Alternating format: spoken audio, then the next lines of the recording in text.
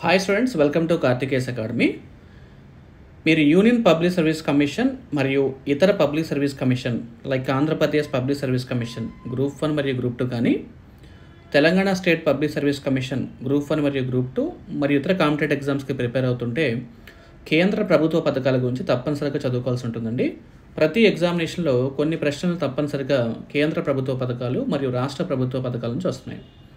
So ఈ వీడియోలో Karthikes academy మీకు అందిస్తున్నటువంటి ప్రత్యేకమైన మాడ్యూల్ ఏంటంటే సెంట్రల్లీ స్పాన్సర్డ్ స్కీమ్స్ కానవచ్చు, సెంట్రల్లీ మరియు స్టేట్ స్పాన్సర్డ్ స్కీమ్స్ ఏవైతే ఉన్నాయో వాటి గురించి కంప్లీట్ డీటెయిల్స్ అందించడం జరుగుతుంది. ముఖ్యంగా ఈరోజు మనం ప్రారంభించేటువంటి కేంద్ర ప్రభుత్వ పథకాల్లో అతి ముఖ్యమైనది prime minister Suryodaya Yojana.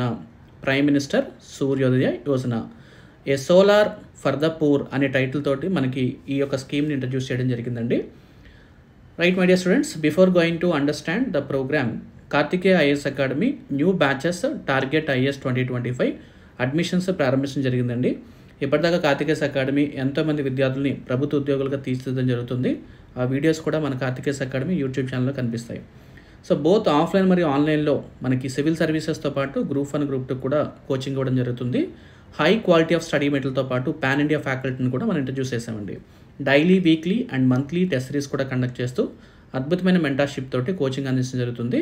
Still అభ్యర్థులు ఎవరైతే యూపీఎస్సీ ప్లస్ గ్రూప్స్ ప్రిపేర్ అవుతున్నారో Karthikeya IAS academy phone number call చేసి మీ రిజిస్ట్రేషన్ కంప్లీట్ చేసుకోండి. కమింగ్ టు ద స్కీమ్ అండి, ఇది చాలా important. Prime minister Suryodaya Yojana 2024 ఇది ఎప్పుడు ప్రారంభించారంటే ఇటీవల అయోధ్యలో బాలరాముడి విగ్రహం ఆవిష్కరణ తర్వాత ప్రైమ్ మినిస్టర్ నరేంద్ర మోడీ గారు ఈ ప్రోగ్రామ్ లాంచ్ చేయడం జరిగింది.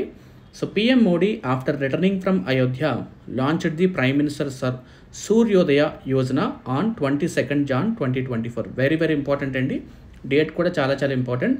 22 జనవరి 2024 తేదీన ఈ యొక్క ప్రోగ్రామ్ని ప్రారంభించడం జరిగింది. అలాగే ఈ ప్రోగ్రాంలో ప్రధానంగా బెనిఫిట్ ఎవరికి ఇస్తారు, దేనికోసం లాంచ్ చేశారంటే ఇది రూఫ్ టాప్ సోలార్ ప్యానల్స్. మీ అందరికీ తెలుసు ఎలక్ట్రిసిటీ బిల్స్ చాలా ఎక్కువగా ఉంటాయి అండ్ హౌస్ హోల్డ్స్లో వాళ్ళకు వచ్చేటువంటి కనీస ఆదాయంలో నుంచి ఎక్కువగా పవర్ బిల్స్ని కట్టాల్సి వస్తుంది.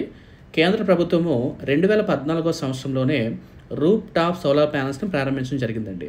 దీని ద్వారా భారతదేశానికి కావాల్సినటువంటి ఎనర్జీని సంపాదించడం కోసము కొన్ని పథకాలను కూడా ప్రవేశపెట్టింది. స్టిల్ భారతదేశము అది అచీవ్ చేయడం కోసం ఈ ప్రోగ్రామ్ను కూడా స్టార్ట్ చేశారు. రెండో పాయింట్ చూస్తే ప్రధానమంత్రి decided to lighten every house in the India through prime minister Sarvodaya Yojana. Almost 1 కోటి ఫ్యామిలీస్కి ఈ బెనిఫిట్ని అందించడానికి ప్రయత్నం చేస్తుంది. కాబట్టి ఈ యొక్క సూర్యోదయ యోజన అనేటువంటి ఈ కాన్సెప్ట్ ద్వారా 1 కోటి మంది ఫ్యామిలీ మెంబర్స్కి ఈ సోలార్ ప్యానల్స్ని అందించడం ద్వారా ఎలక్ట్రిసిటీని ప్రొడ్యూస్ చేయడానికి అవకాశం ఉన్నటువంటి స్కీమ్ అండి. Under the scheme 1 crore rooftop solar panels are installed on the roofs of every houses, especially middle and poor class people of the country. Right అండి. It aims to enough electricity to yield the enough electricity and reduce the current bills. Coming to the next point, ఇది roof top solar programme అనేది భారతదేశంలో 2014 సంవత్సరంలోనే ప్రారంభించడం జరిగిందని మనం చదువుకున్నాం. అయితే 2014 సంవత్సరంలో ప్రారంభించినటువంటి రూఫ్ టాప్ సోలార్ ప్రోగ్రాంలో దాదాపుగా the government aimed to achieve installed capacity of 40,000 megawatts అండి. 40,000 మెగావాట్స్. హవెవర్ ఆ టార్గెట్ అయితే రీచ్ అవ్వలేదు. సో కాబట్టి యాజ్ అ రిజల్ట్ గవర్నమెంట్ ఏం చేద్దాం అనుకుందంటే ఈ యొక్క డెడ్ లైన్స్ని 2022 నుంచి 2026కి పెంచడం జరిగిందనమాట. కాబట్టి 2026కి 40,000 మెగావాట్ పవర్ని జనరేట్ చేయాల్సింది గవర్నమెంట్ డెసిషన్ తీసుకుంది. ఈ పథకంలో భాగంగా ప్రధానమంత్రి సూర్యోదయ యోజన స్కీమ్ని కొత్తగా అటెంప్ట్ చేయడం జరిగింది. దాదాపుగా target to achieve the target of 40,000 gigawatts roof top solar capacity. అయితే ఇది చాలా ఇంపార్టెంట్ అండి. ఇటీవల 2023 డిసెంబర్ నాటికి ministry of new and renewable energy ఒక రిపోర్ట్ని రిలీజ్ చేసింది. అదేంటంటే సో ఫార్ భారతదేశంలో సోలార్ పవర్ ఇన్స్టాల్డ్ కెపాసిటీ ఎంత ఉందంటే 73.31 గిగావాట్స్ ఉంది.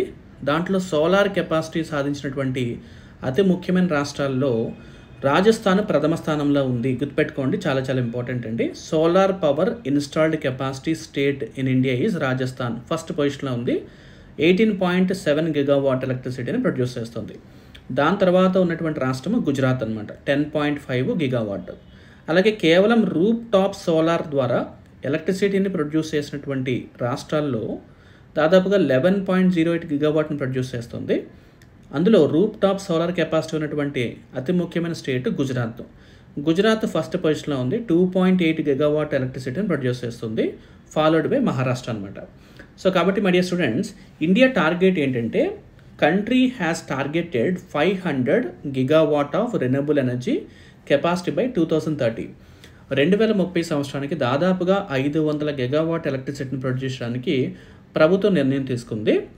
2023 నవంబర్కి ఇది 179.58 గిగావాట్ మాత్రమే సాధించిందనమాట. అయితే దీన్ని సాధించడం కోసం ఆల్రెడీ కేంద్ర ప్రభుత్వము కొన్ని పథకాలను ప్రవేశపెట్టింది. దాంట్లో నేషనల్ సోలార్ మిషన్, అలాగే ఇంటర్నేషనల్ సోలార్ అలియన్స్, దాంతోపాటు కుసుమ్ అనే స్కీమ్ ఉందండి, చాలా చాలా ఇంపార్టెంట్. ఇది ఎస్పెషల్లీ అగ్రికల్చర్ ఫార్మర్స్కి సంబంధించినటువంటి సోలార్ ప్లాంట్స్ గురించి అనమాట. కుసుమ్ స్కీమ్ చాలా ఇంపార్టెంట్, అది కూడా డిస్కస్ చేద్దాం. నా ఫైనల్ పాయింట్ చూద్దామండి. The following is the installed capacity of renewable energy. Wind ద్వారా పవర్ని ప్రొడ్యూస్ చేసినటువంటి భారతదేశము 44.5 గిగావాట్స్ వస్తుంది. సోలార్ పవర్ని ద్వారా ఎలక్ట్రిసిటీని ప్రొడ్యూస్ చేస్తుంది 72.3 గిగావాట్స్. అలాగే బయోమాస్ ద్వారా అయితే 10.2 వస్తుంది. స్మాల్ హైడ్రో పవర్ అయితే 4.98 కనిపిస్తుంది. ఇంకా వేస్ట్ని ఎనర్జీగా మార్చడం కేవలం 0.57 గిగావాట్ వస్తుంది. అండ్ లార్జ్ హైడ్రో పవర్ ద్వారా 46.88 గిగావాట్ సాధిస్తుంది అనమాట. సో కాబట్టి మై డియర్ స్టూడెంట్స్, ఒకసారి